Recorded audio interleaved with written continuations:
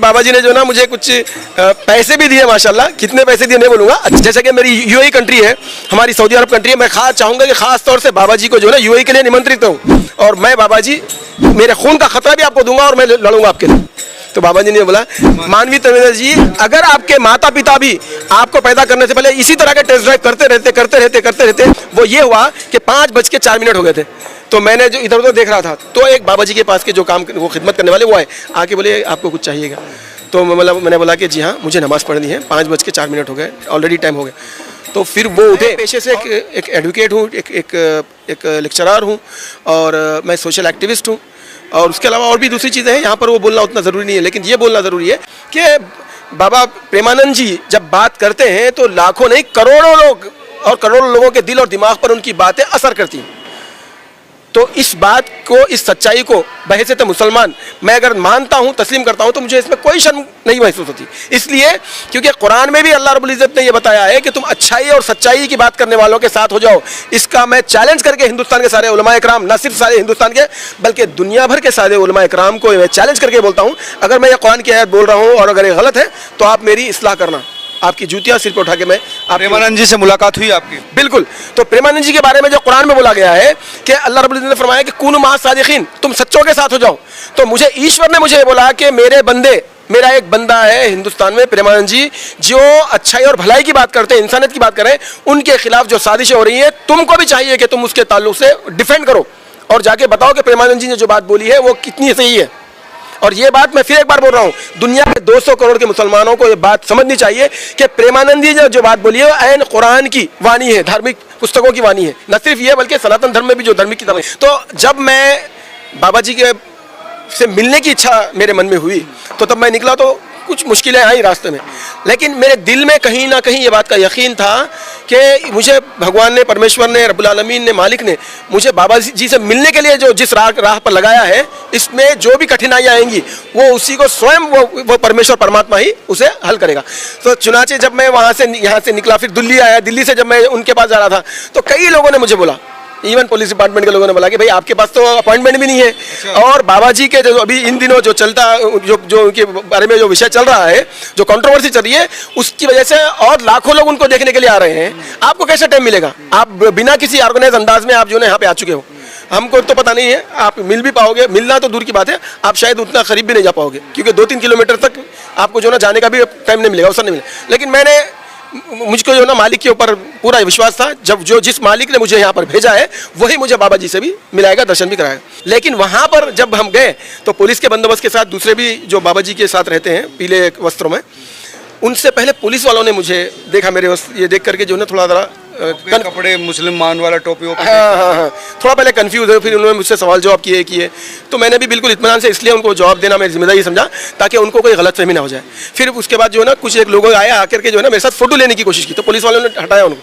तो मैंने बोला कि नहीं, उन लोगों ने बोला नहीं, देखिए बाबा जी के बारे में इन्होंने क्या बोला है।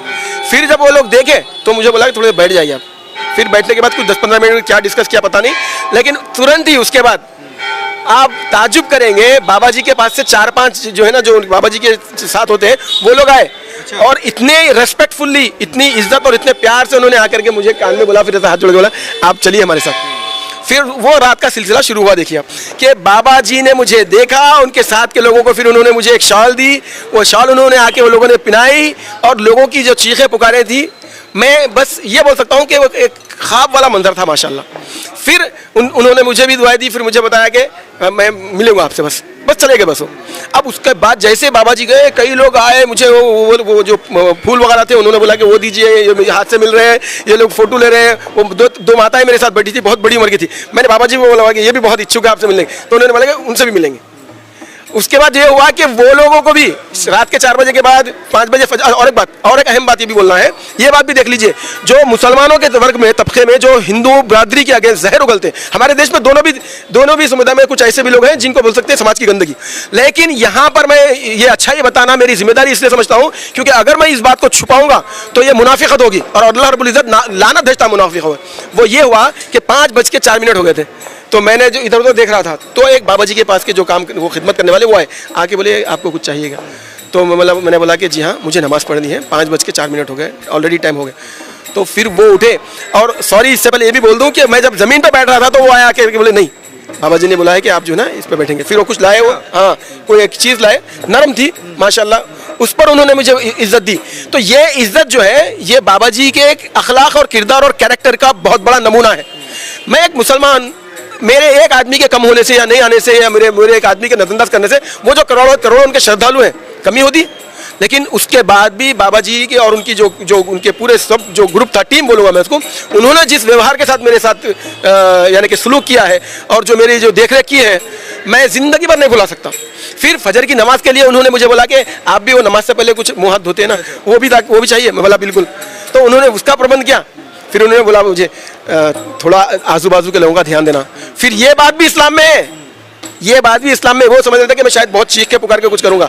फिर मैंने नमाज पढ़ी और मैंने उनको बोला कि आप मेरे बिल्कुल बाजू खड़े हो जाइए, आपको अंदाजा हो जाएगा कि मेरी आवाज़ कितनी होगी। फिर मैं नमाज पढ़ा, 2-3 मिनट की होती है फजर की नमाज, 3 मिनट की 4 मिनट की। फिर मैं अल्लाह का शुक्र अदा करा कि ये रब्बे कायनात तो यहाँ तक ला लिया। मेरी ख्वाहिश है कि बाबा जी से सामने आमने सामने बैठ के बात कर सकूँ। अब उसको भी लोग बोले नहीं ये बहुत मुश्किल है, नहीं हो सकता ऐसा ऐसा। लेकिन फिर क्या हुआ, फिर सवेरे 8 बजे के लगभग फिर वो लोग आए, फिर मुझे एक और एक प्रवचन में बिठाया उन्होंने। अब यहाँ पर मैं एक और बात बोलना चाहूँगा। बाबा जी ने जब मुझे वहाँ पर बैठे मुलाकात किए तो मैं बाबा जी को सबसे पहले बोला कि मैं को रब्बुल आलमीन ने मुझे ये बात का मेरे ख्वाब दिल में दिमाग में डाला था कि मुझे जो ना मेरा एक बंदा है वहाँ फला जगह पर, वहाँ पर जाना है। और वो सिर्फ एक ही नाम याद था मुझे ये भी पता नहीं था कि वो वृंदावन जो है ना वो यूपी में है या कहाँ पे है, वक्तिया।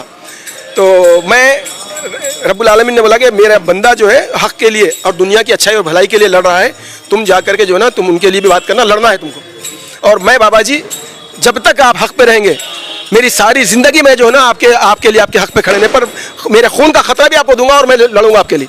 तो बाबा जी ने बोला नहीं भाई, लड़ने की कोई ज़रूरत नहीं है, हमको अपनी सिर्फ प्रेम की बात करनी है, अच्छाई और भलाई की बात दूसरों तक पहुंचानी है। और आप यहाँ तक आए, हमको भी बहुत अच्छा लगा। और ईश्वर आपके ऊपर जो ना और राधे जो वो बोल रहे थे उनकी कृपा हो। और उन्होंने क्या किया, फिर एक और शाल मुझे उड़ाई। तो लोगों ने बोला कि यहाँ पर 70-80 हज़ार लोगों ने, किसी को भी 2 शाल बाबा ने नहीं उड़ाई अभी तक, उस दिन की भी बात है। तो मेरे ये सौभाग्य थे। उसके बाद फिर बाबा जी ने जो ना मुझे कुछ पैसे भी दिए, माशाल्लाह। कितने पैसे दिए नहीं बोलूँगा, अच्छे खासे पैसे दिए। और बोला कि ये बस ये जो ना आप रखिए, सफ़र है, बहुत सारी चीज़ें होती है और मालिक आपकी कृपा करे। और एक बात, जब बाबा जी की हमारी जो कन्वर्सेशन हो रही थी वो बात वहाँ पर रिकॉर्ड है। हाँ रिकॉर्ड है और वो लोग भी बता रहे थे।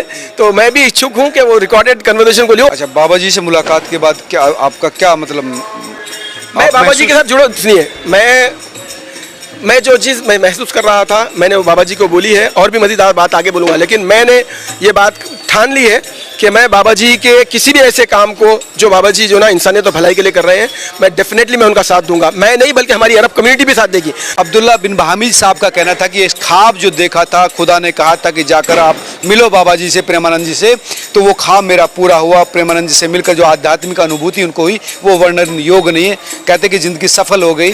अगर आपको भी वीडियो अच्छी लगी हो तो शेयर कीजिए ताकि अरब अमेरिका तक भी पहुँचे कि किस तरह से एक संत सनातन की सेवा कर रहे हैं। और उनके चाहने वाले सिर्फ हिंदू सनातनी नहीं है बल्कि मुस्लिम भी है पूरे देश में।